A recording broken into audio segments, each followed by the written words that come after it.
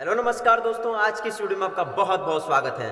दोस्तों आज की इस वीडियो में हम बात करने वाले हैं लेसन नंबर 19 साइंस कक्षा 10 की जो साइंस है उसका लेसन नंबर 19 की बात करने वाले हैं, जो कि बहुत इंपॉर्टेंट है और बोर्ड परीक्षा की दृष्टि से 8 नंबर का है। ठीक है, तो इसके ऑब्जेक्टिव क्वेश्चनों की हम बात करने वाले हैं। किसकी बात करने वाले हैं? जो कि ऑब्जेक्टिव क्वेश्चन है उनकी हम बात करने वाले हैं। ठीक है, तो आइए स्टार्ट करते हैं और पहला क्वेश्चन देखते हैं। ठीक है, तो पहला क्वेश्चन है दोस्तों, हमारा पहला जो क्वेश्चन आप देख पा रहे हो, ये पहला क्वेश्चन क्या बोल रहा है कि किसी पारिस्थितिक तंत्र, अब पारिस्थितिक तंत्र आप जानते हो। ठीक है, तो किसी पारिस्थितिक तंत्र के संतुलन की मापक इकाई है। ठीक है, यानी कोई सा भी पारिस्थितिक तंत्र जो होता है उसके संतुलन की जो मापक इकाई होती है, जो कि भारत में या विश्व में अलग अलग पारिस्थितिक तंत्र है। ठीक है, तो कोई जो पारिस्थितिक तंत्र है उसके संतुलन की मापक इकाई क्या होती है। ठीक है, तो ये बात अपन को बतानी है। ठीक है, तो 4 ऑप्शन आपको दिए जाएंगे, क्योंकि जो आपके बोर्ड परीक्षा का जो पेपर होने वाला है उसमें 10 क्वेश्चन आएंगे आपके ऑब्जेक्टिव वाले। ठीक है, तो इन्हीं में से आने वाले हैं, तो आप हर वीडियो को अच्छी तरह से देखें और समझें। ठीक है, कोई दिक्कत आती है तो आप कमेंट करके भी पूछ सकते हो। ठीक है दोस्तों, तो पहला क्वेश्चन क्या है कि किसी पारिस्थितिक तंत्र के किसी पारिस्थितिक तंत्र के संतुलन की मापक इकाई होती है। किसी कोई भी पारिस्थितिक तंत्र जो है उसके संतुलन की मापक इकाई क्या होती है। ठीक है, तो ऑप्शन दे रखा है प्रजाति, दूसरे में दे रखा है जैविकता, तीसरे में दे रखा है जंतु विविधता और चौथे में दे रखा है निम्न में से कोई नहीं। तो अपन को यहाँ पर राइट जो आंसर है उस पर यहाँ पर टिक लगाना होगा। ठीक है, तो यहाँ पर जो राइट आंसर हमारा क्या है, तो यहाँ पर राइट आंसर हो जाएगा दोस्तों हमारी प्रजाति। क्या हो जाएगा? प्रजाति। ठीक है, तो जो प्रजाति होती है यानी जो प्रजातियां होती हैं वही प्रजाति विविधता। ठीक है, ऐसे समझो, प्रजाति विविधता जो होती है वो किसी भी पारिस्थितिक तंत्र के संतुलन की मापक इकाई मानी जाती है। ठीक है, तो किसी पारिस्थितिक तंत्र के संतुलन की मापक इकाई कौन होती है? तो होती है प्रजाति। क्या होती है दोस्तों? प्रजाति होती है। ठीक है, तो आप ध्यान रखेंगे प्रजाति, किसी पारिस्थितिक तंत्र के संतुलन की मापक इकाई क्या होती है? प्रजाति होती है। तो ये आपको ध्यान रखना है। अब नेक्स्ट क्वेश्चन अपन को यहाँ पर दिया गया है दोस्तों। नेक्स्ट क्वेश्चन है हमारे पास दूसरा क्वेश्चन कि विश्व में कृषि सहयोग के हिसाब से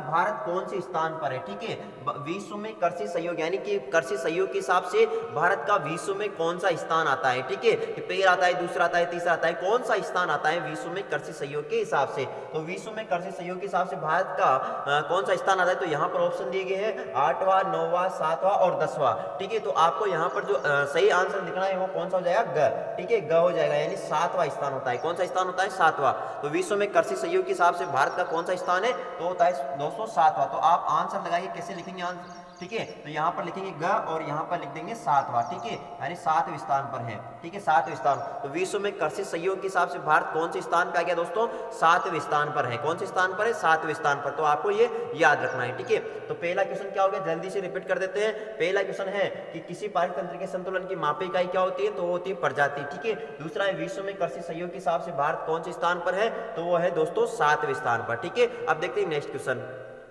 अब क्वेश्चन नंबर 3 है दोस्तों, बहुत इंपॉर्टेंट है और ध्यान से समझें कि विश्व में कुल कितने जैविकता तप्त स्थल हैं, यानी जो विश्व है उसमें कितने जैविकता तप्त स्थल। अब हम ये तो जानते हैं कि जैविकता तप्त स्थल क्या होता है। ठीक है, तो यानी कि जहां पर ऐसे क्षेत्र जहां बहुत अधिक जैविकता पाई जाती है उसे जैविकता तप्त स्थल कहते हैं। तो कुल कितने जैविकता तप्त स्थल हैं विश्व में? तो अपन को ऑप्शन दे रखा है, पहला 25 दे रखा है, दूसरा 20 दे रखा है, तीसरे में 34 दे रखा है, चौथे में 33 दे रखा है। ठीक है, तो यहाँ पर सही ऑप्शन क्या होने वाला है? तो यहाँ पर रहेगा दोस्तों घ। क्या रहेगा? घ रहेगा। तो यानी कि जो आंसर रहेगा हमारा वो है घ, और घ में क्या है दोस्तों? 34। तो कितने जैविकता तप्त स्थल होंगे? 34 जैविकता तप्त स्थल, यानी विश्व में कुल कितने जैविकता तप्त स्थल है दोस्तों? तो वो है 34। ठीक है, ये आपको याद रखना है। ठीक है, तो 34 जैविकता तप्त स्थल है टोटल। ठीक है, नेक्स्ट क्वेश्चन पे आते हैं अपन। क्वेश्चन नंबर 4, भारत का राष्ट्रीय जलीय जीव कौन सा है? क्वेश्चन क्या है कि भारत का राष्ट्रीय जलीय जीव कौन सा है? भारत जो है उसका जो राष्ट्रीय जलीय जीव है वो कौन सा है?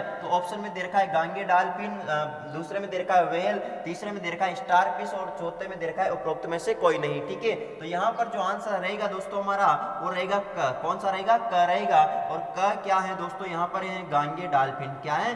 गांगे डाल्फिन। तो गांगे डाल्फिन जो है ये भारत का राष्ट्रीय जलीय जीव माना जाता है। ठीक है, यानी गांगे डाल्फिन जो है भारत का राष्ट्रीय जलीय जीव है। तो क्वेश्चन आ जाए भारत का राष्ट्रीय जलीय जीव कौन सा है? वो है गांगे डाल्फिन। तो इसके अलावा जो क्वेश्चन था पहला, यानी कि तीसरा जो क्वेश्चन था विश्व में कुल कितने जैविकता तप्त स्थल है? तो 34 जैविकता तप्त स्थल है। ठीक है, नेक्स्ट क्वेश्चन देखते हैं दोस्तों।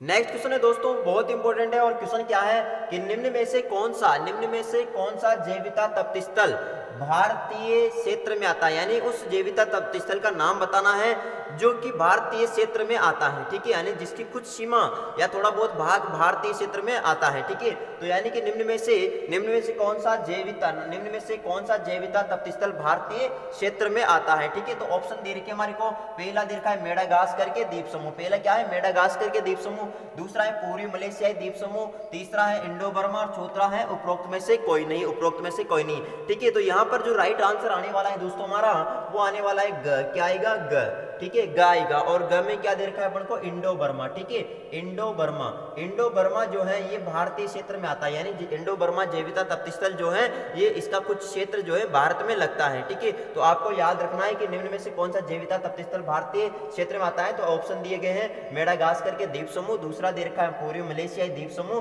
तीसरा दे रखा है इंडो बर्मा, चौथा दे रखा है उपरोक्त में से कोई नहीं, ठीक है। तो यहाँ पर जो राइट ऑप्शन रहेगा वो ग रहेगा, इंडो बर्मा, ठीक है, क्या रहेगा इंडो बर्मा, यानी जो इंडो बर्मा है इसका कुछ क्षेत्र जो है ये भारत में लगता है, ठीक है। इसके अलावा क्वेश्चन नंबर जो 6 है, क्वेश्चन 6 दे रखा है अंतर्राष्ट्रीय जैविता दिवस कब मनाया जाता है, अंतर्राष्ट्रीय जैविता दिवस कब मनाया जाता है। तो यहाँ पर ऑप्शन दे रखे 21 मई, 23 मई, 22 मई और 24 मई, ठीक है, 4 ऑप्शन दे रखे। पहला ऑप्शन क्या दे दिया दोस्तों, पहला ऑप्शन है 21 मई, दूसरा ऑप्शन है 23 मई, चौथा दे रखा है तीसरा दे रखा है 22 मई और चौथा दे रखा है 24 मई। तो हमारा जो राइट ऑप्शन रहेगा वो रहेगा यहाँ पर ग, क्या रहेगा ग, यानी ग का मतलब यानी जो आंसर है वो ग है, और यानी कि 22 मई को अंतर्राष्ट्रीय जैविता दिवस मनाया जाता है। अंतर्राष्ट्रीय जैविता दिवस कब मनाया जाता है, वो मनाया जाता है 22 मई को। क्वेश्चन आ जाए कि अंतर्राष्ट्रीय जैविता दिवस कब मनाया जाता है, तो 22 मई को मनाया जाता है, ठीक है। अब देखते हैं नेक्स्ट क्वेश्चन। अब नेक्स्ट क्वेश्चन है दोस्तों जो कि बहुत इंपॉर्टेंट है और ध्यान से समझना है कि अंतर्राष्ट्रीय जैविता वर्ष कब मनाया गया, अंतर्राष्ट्रीय जैविता वर्ष कब मनाया गया। अभी देखो इससे पहले जो क्वेश्चन था वहां पर था अंतर्राष्ट्रीय जैविता दिवस कब मनाया गया, 22 मई को मनाया गया, ठीक है। लेकिन अंतर्राष्ट्रीय जैविता वर्ष कब मनाया गया अगर ऐसा पूछा जाता है तो आपको यहाँ पर ऑप्शन दिए गए 2012, 2010, 2011 और 2009, ठीक है। तो यहाँ पर अपना जो राइट ऑप्शन रहेगा वो रहेगा ख, क्या रहेगा दोस्तों ख रहेगा, यानी 2010 को अंतर्राष्ट्रीय जैविता वर्ष कब मनाया गया, 2010 को। तो यहाँ पर आप आंसर लिख सकते हो ख, और ये हो जाएगा अपन का 2010, ठीक है। तो यानी अंतर्राष्ट्रीय जैविता वर्ष कब मनाया गया, अंतर्राष्ट्रीय जैविता वर्ष जो है वो 2010 को मनाया गया, ठीक है। इसके बाद नेक्स्ट क्वेश्चन है क्वेश्चन नंबर 8 जो है, क्वेश्चन नंबर 8 जो है दोस्तों नेक्स्ट क्वेश्चन, निम्न में से कौन सा जीव, यानी उस जीव का नाम हमें बताना है जो कि जीव भ्रामक धारणाओं के कारण मार दिया जाता है, यानी उस जीव का नाम हमें बताना है जो कि भ्रामक अवधारणा यानी गलत अफवाहों के कारण मार दिया जाता है।